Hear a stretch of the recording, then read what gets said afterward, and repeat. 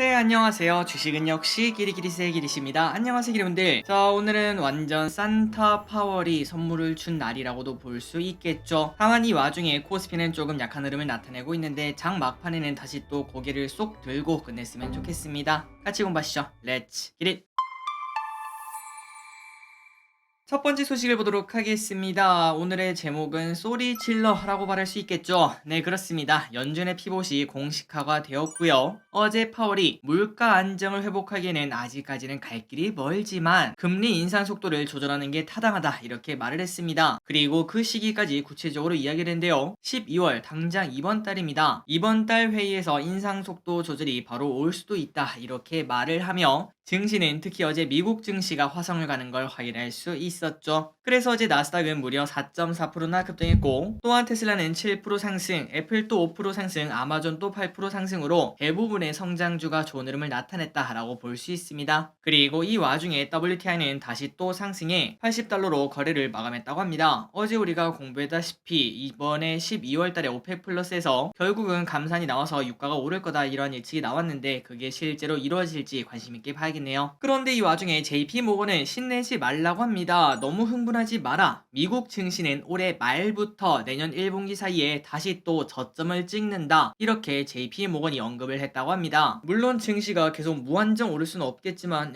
그래도 산타 랠리는 좀 왔으면 좋겠는데 라는 내심 그런 마음이 있죠. 하지만 JP 모건이 이렇게 찬물을 끼얹은 이유가 있다고 하는데 그 이유는 연준의 고강도 긴축으로 기업 수익이 큰 규모로 감소하기 때문이라고 합니다. 그러니까 결국 실적이 나빠지는 게 눈에 보이는데 증시가 급등할 수가 없다 이렇게 본다는 거겠죠. 한 번 더 하방으로 예상을 한다고 합니다. 또한 앞으로 남을 리스크는 아직까지 FTX 사태의 암호화폐 리스크가 끝나지 않았다고 말했습니다. 앞으로 우리의 투자 심리를 악화시킬 건덕지가 남았기 때문에 당연히 주의를 해야 된다고 합니다. 기르분들이 아시다시피 당연히 정답은 없습니다. 결국은 시간이 지나봐야 누구 말이 맞았니 이렇게 말을 할 것 같은데 과연 일단 연말까지는 산타 랠리를 할 수 있을지 저 기릿은 진심으로 그랬으면 좋겠는데 같이 계속 공부를 하면서 언제 우리가 또 매도를 해야 되는지 그런 것들을 고민을 해보도록 하겠습니다. 그나저나 FTX 얘기를 하니까 한번 이걸 보도록 할까요? 옐런 FTX 파산은 리먼 사태 끝. 미국 옐런 장관이 가상자산 거래소의 파산을 리먼 사태와 비교를 하면서 엄격한 규제가 필요하다 이렇게 강조를 했습니다. 그 말인즉슨 상황이 안 좋다라는 소리겠죠. 세계 3위 이르는 거대한 거래소 FTX가 유동성 부족으로 파산을 하면서 또한 3일 전입니다. 28일에는 FTX와 거래하던 블록파이까지 파산을 했다고 합니다. 게다가 미국의 다른 거래소인 크라켄은 직원의 30% 감축을 발표를 했다고 하니까 지금 가상화폐 시장은 그렇게 정상적이라고 말하기엔 조금 어렵다는 거겠죠. 그래서 옐런은 이러한 사태를 보면서 FTX 파산이 가상자산 업계 리먼 사태라고 표현했으며 위험의 수준을 모르는 소비자에게 큰 피해를 줄 만큼 큰 사건이라고 말을 했습니다. 그래도 그나마 정말 다행인 거는 기성금융권에게 피해를 주지 않아서 진짜 다행이다 이렇게 말을 했다고 하네요. 어쨌든 옐런이 또 이렇게 얘기를 했으니까 갈수록 가상자산에 관련된 그러한 규제가 많아질 것이라고 볼 수 있고 그렇다면은 가상화폐가 다시 급등을 하기에는 조금은 긴 시간이 걸리지 않을까라는 예상도 이어서 해볼 수 있습니다.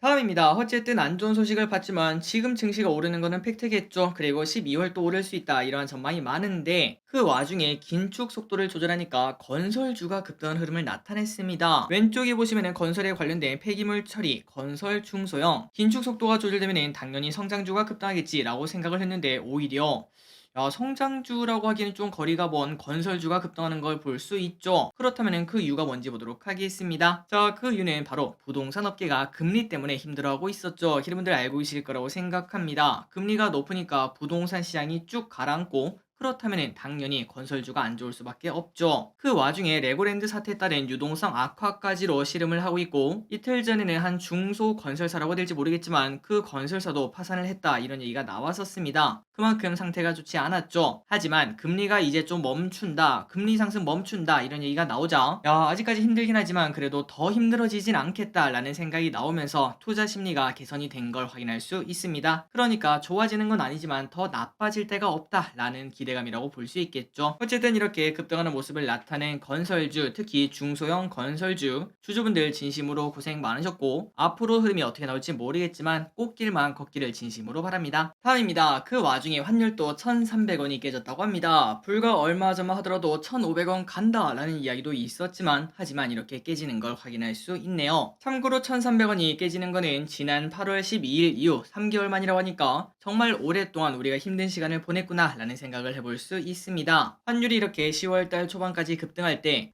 증시가 진짜 안 좋았죠. 그때 아마도 몇몇 기름들은 손절을 치신 분들도 많으실 거라고 생각합니다. 그만큼 투자 심리가 좋지 않았는데 하지만 결국 시간이 지나서 보니까 가장 힘들 때, 그러니까 가장 어두울 때가 동택이 바로 전이었구나 라는 생각도 이어서 해볼 수 있겠네요. 어쨌든 기름들 모두 고생하셨고요. 앞으로도 다사다난할 겁니다. 별의별 뉴스가 다 나오고 또 전쟁 뉴스니 바이러스가 새로 나왔니, 게다가 미국과 중국이 싸우니, 인도랑 중국이랑 싸우니, 유럽이랑 중국이랑 싸우니 이런 얘기도 나올 것이며, 또 언젠가는 어떤 큰 회사가 파산을 하면서 또 증시가 출렁출렁 마이너스 20% 30% 떨어지는 날도 있겠지만, 그런데 결국은 아직까지는 우리가 이런 얘기하기는 좀 이를 수 있겠지만, 그런데 결국은 시간이 지나면은 전부 다 회복된다는 걸 믿고 좋은 주식을 고르는 것만 집중하시면은 당연히 저와 여러분은 10년 뒤, 아무리 늦어도 10년 뒤에는 빵긋빵긋 웃고 있는 우리를 발견할 수 있을 거라고 생각합니다. 그러니 여러분들 주식 투자는 손가락으로 하는 게 아니겠죠. 엉덩이로 하는 거 항상 잊지 마시기 바랍니다. 다음입니다. 애플페이 관련주가 하락하고 있다고 합니다. 애플페이 시범 서비스가 시작된다는 이야기가 시장에 퍼지면서 애플페이 관련주가 들썩들썩 했는데 11월 30일이 지났지만 감독 당국의 심사가 길어지면서 주가가 다시 하락세를 나타내고 있습니다. 대표적인 주식은 바로 한국정보통신이라고 말할 수 있는데 9월달부터 위아래 위위아래를 보여주면서 슬금슬금 올라왔지만 이번 주에만 무려 12%나 급락을 했다고 하네요. 사실 감독 당국의 심사가 통과가 됐다고 하더라도 그렇게 큰 상승이 나왔을지는 잘 모르겠습니다. 그 이유는 바로 뉴스에 팔아라 최근 들어 많이 보셨을 것 같습니다. 그러한 흐름이 나타난다고 볼 수 있기 때문에 혹시나 여기에 관련된 주식,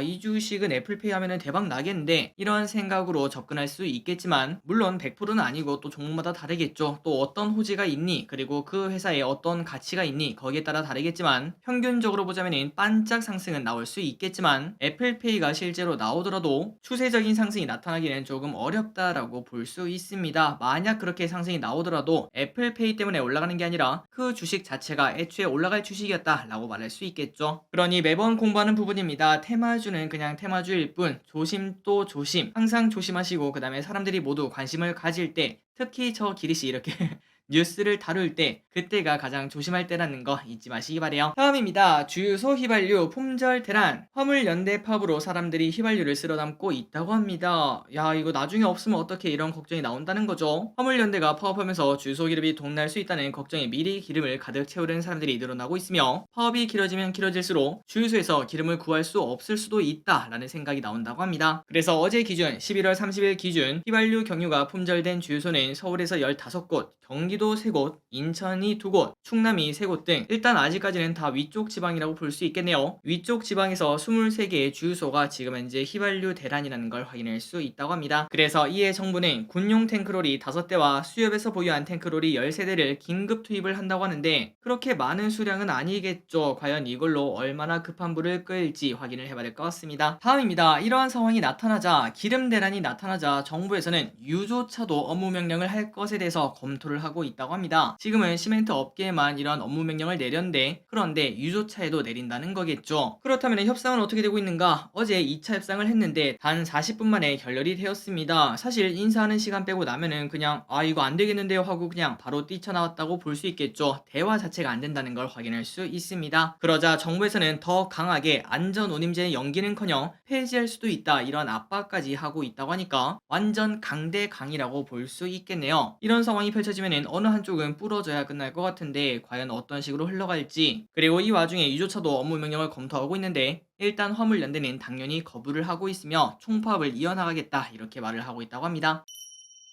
그 와중에 정말 다행입니다. 어제 한 기리분이 댓글을 달아주시면서 퇴근 중인데 진짜 죽겠다 이렇게 말씀하시더라고요. 그래서 그걸 보고 이거 퇴근길에 지하철을 타셨구나 라는 생각을 했는데, 실제로 어제 서울에서 지하철이 엄청나게 붐볐다고 합니다. 그런데 정말 다행히도 파업이 빠르게 종료가 되었다고 하니까 오늘부터는 걱정을 하지 않으셔도 될 것 같네요. 자, 서울 지하철을 운영하는 서울교통공사가 협상에 합의를 했고 오늘부터 정상 운행에 돌입을 한다고 합니다. 그러니까 어제 하루 살짝 힘들었지만 오늘부터는 정상이라고 하니까 여러분들 너무 걱정하지 마시고, 그런데 그 와중에 감기는 조심해야겠죠. 감기, 코로나 조심하시고 조심히 퇴근하시기 바랍니다. 다음입니다. 이런 소식의 상한가를 어제 놀라운 소식이 있었습니다. 바로 왼쪽에 있는 포스코 스틸리온, 이 친구가 상한가에 직행했는데요. 아니 뭐 때문에 오른 거야, 철강이 그렇게 좋아 라는 생각을 했는데 최근 들어 파업 이야기가 많고 그리고 사람들이 피로감을 느꼈는지 포스코 스틸리온이 민노총에서 탈퇴한다 이렇게 선언하자 상한가를 가는 기현상이 나타나는 걸 볼 수 있습니다. 참고로 포스코 스틸리온은 포스코의 강판 생산 계열사인데 투표를 진행해서 70%의 찬성률로 탈퇴를 확정을 했다고 합니다. 그래서 이러한 결정이 나오자 오늘 또 상승하는 모습을 나타내고 있으며, 참고로 탈퇴한 이유는 금속 노조가 포스코 직원의 권익 향상을 외면하고 조합비만 걷는 게 너무 불만이다 라고 말하며 탈퇴를 결정을 했다고 합니다. 우리가 모르는 뭐 여러가지 이야기가 있겠죠. 어쨌든 금속 노조에서 나왔다 이런 이야기의 상한가를 가는 이러한 현상이 나타나는 만큼 현재 증시 그 다음에 경제 쪽에서는 파업에 대한 그러한 피로감이 조금 있는 것 같습니다. 그리고 저끼리 또 최근 들어 조금 이런 뉴스를 많이 다뤘는데, 그런데 여러분들이 아시다시피 다룰 수밖에 없었던 거 알고 계실 거라고 생각합니다. 다만 내일부터는 조금 심플하게 다뤄도 최소한으로 다루고 다른 뉴스를 더 많이 다루도록 노력하도록 하겠습니다. 다음입니다. 이 소식은 조금 중요할 것 같습니다. 연기금이 산타가 될 수 있다고 하는데요. 아니 길이 무슨 소리야, 연기금 보니까 그냥 4번 타자처럼 매도를 때리고 있더만. 그런데 요 친구가 12월 이번 달부터입니다. 매수를 때리는 산타가 될 수 있는 그런 확률이 있다고 합니다. 한번 내용을 보도록 할게요. 그 근거는 정말 심플합니다. 바로 국민연금의 국내 주식 비중은 목표 비중은 15.9%인데 그런데 열심히 팔고 또 그 와중에 주가도 쭉쭉쭉 떨어지다 보니까 지금은 13% 수준으로 떨어졌다고 합니다. 그런데 결국 이 국민연금은 국내 주식 비중을 맞춰야 되기 때문에 이 괴리를 어느 정도는 맞추지 않겠니? 이러한 투자 아이디어가 현재 발생하고 있다고 합니다. 그래서 단순 계산 시 무려 20조 정도의 차이가 난다는 건데, 혹시나 연기금이 12월달에 이거를 맞추기 위해서 20조 정도 매수를 한다면은 야 말도 안 되겠죠. 엄청난 상승세가 나타날 수 있습니다. 그런데 그럴 확률은 정말 낮고,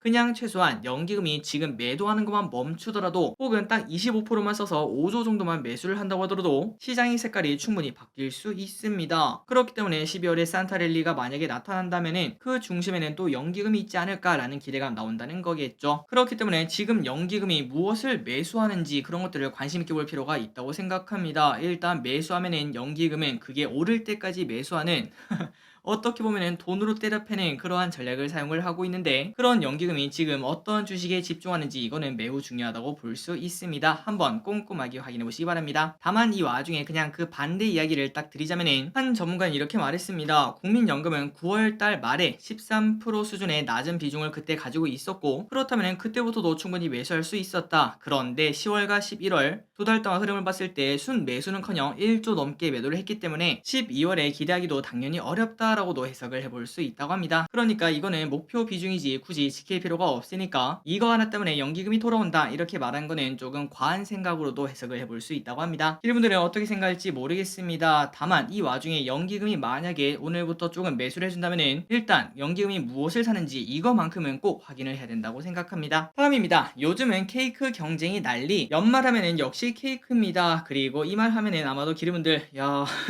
길이 구독 취소합니다 이렇게 말씀하실 것 같은데, 저 기리스는 케이크를 먹을 때 물론 처음 먹을 때 아니고 조금 뒤에 물릴 때 있지 않겠습니까? 그 물릴 때 갓 김장한 김치랑 가끔 먹습니다. 그러면은 진짜 맛있어요. 혹시나 여러분들 집에 케이크 남는 게 있고 아 물려서 못 먹겠는데 라는 생각이 든다면은 진짜 딱 한 번만 믿고 김치랑 같이 드셔보시기 바랍니다. 어쨌든 이상한 입맛 말고 내용을 보자면은 한 해 중 수요가 가장 많은 게 바로 연말입니다. 케이크가 가장 많이 팔리는 게 연말이죠. 이 연말 시즌을 맞아서 특급 호텔이 케이크 예약 판매에 돌입을 했다고 합니다. 다만 가격이 너무 비싸서 문제라고 하네요. 그리고 이러한 케이크 업계가 지금 물 들어올 때 엄청나게 노젓는 이유는 SPC의 불매 운동의 영향이 남아있기 때문입니다. 사실 우리가 케이크를 사면은 거의 대부분 빠바에서 샀었죠. 하지만 이러한 불매 운동의 영향이 계속 남아있다면은 빠바에서 샀던 케이크를 다른 곳에서 사지 않겠습니까? 그걸 노리고 지금 정말 많은 마케팅이 현재 나오고 있다고 합니다. 그래서 방금 전에 봤던 호텔식 그런 비싼 케이크도 정말 많이 팔린다고 하고요. 그리고 저렴한 케이크도 동시에 인기라고 합니다. 치솟는 물가 탓에 MZ세대의 플렉스가 사그라드는 가운데 올해 크리스마스에는 케이크도 가성비가 호응을 볼 것이라는 전망이 나온다고 하네요. 예를 들면은 신세계푸드가 9,980원짜리 케이크를 출시했으며 크기는 작지만 사실 우리가 케이크 사면은 조금은 보통 남기지 않겠습니까? 그러니까 그냥 이왕에 어차피 살 거 싸고 귀여운 제품을 산다는 걸 확인할 수 있습니다. 또한 편의점에서도 가성비 케이크를 팔 예정이라고 합니다. 이것도 마찬가지로 SPC 불매 운동의 수혜를 볼 수 있을 것으로 보이며 그리고 케이크를 미리 예약하면은 20에서 30% 할인해주는 이벤트도 많다고 하니까 케이크를 연말에 꼭 쓰신다 그렇다면 미리 예약하시는 것도 괜찮을 것 같습니다.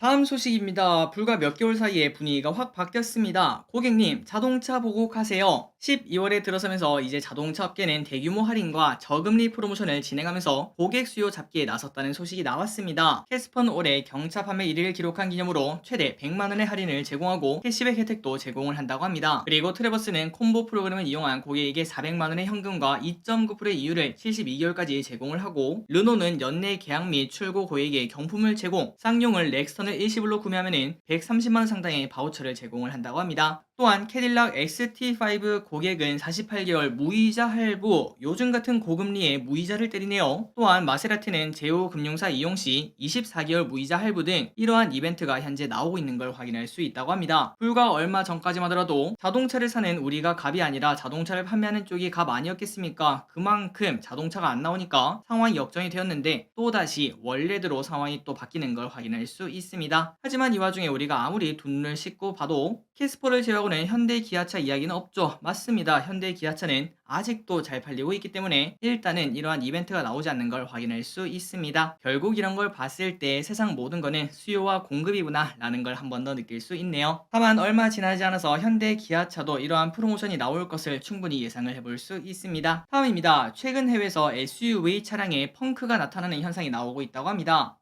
아니 이게 무슨 소리야, 차가 무거워서 그런가 라는 생각을 했는데 그게 아니라 바로 환경단체가 SUV 차량 900대의 바람을 뺐다고 하네요. 그 이유는 당연히 환경을 많이 해치는 SUV는 퇴출돼야 된다, 이러한 퍼포먼스라고 볼 수 있다고 합니다. 그런데 그 퍼포먼스를 왜 남의 차로 하는지는 잘 모르겠지만 또한 환경단체 이름도 진짜 웃겼습니다. 타이어 바람을 빼는 사람들, 이게 단체 이름이라고 해요. 네이밍 센스가 엄청난 걸 확인할 수 있죠. 그리고 정확히는 타이어를 터트리는 게 아니라 바람을 넣는 곳에 그러한 캡이 있지 않겠습니까? 그 캡을 빼고 작은 물체를 끼우면은 바람이 슉 빠지는 걸 노렸다고 합니다. 어쨌든 유럽에서는 이러한 기가 막힌 일이 벌어지는 걸 확인할 수 있는데, 그런데 이런 일이 생기는 걸 봤을 때 그만큼 환경이 심각하다는 거 아닐까, 이러한 생각도 조금은 같이 해볼 수 있습니다. 물론 이러한 방식은 당연히 하면 안 되겠지만요. 다음입니다. 백악관 러시아 전쟁 멈출 생각 없어. 백악관이 말하면은 보통 맞았습니다. 여러분들 다 기억하고 계실 거예요. 이번에 존 커비 미국 백악관 국가안보회의 전략소통조정관은 미국은 러시아의 군사작전이 아마도 날씨 여파로 단축될 수는 있겠지만 겨울간 지속될 것이라고 말을 했다고 합니다. 그러니까 전쟁이 끝나가고 있긴 한데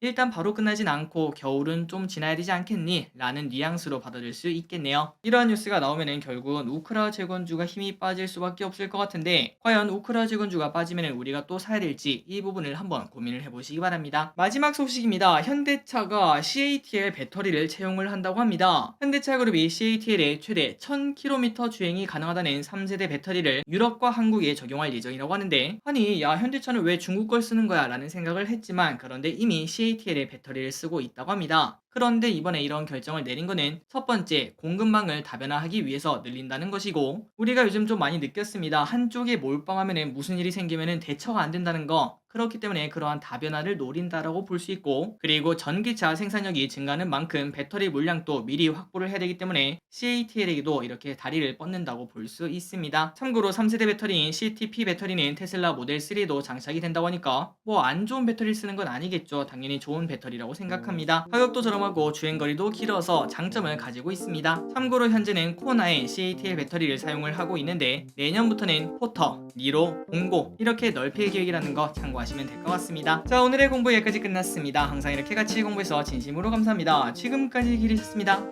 빠이요.